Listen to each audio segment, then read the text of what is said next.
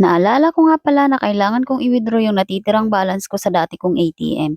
Kailangan ko na nga daw i-withdraw dahil i-close na daw yun ng bangko. Kaya kahit tuloy ayoko lumabas hala, sayang din naman kasi kung magkano din yun. Tanaw lang din naman ang kumbini dito sa apartment kaya nilakad ko na lang. Ngunit sa kasawiang palad nga ay di siya gumana.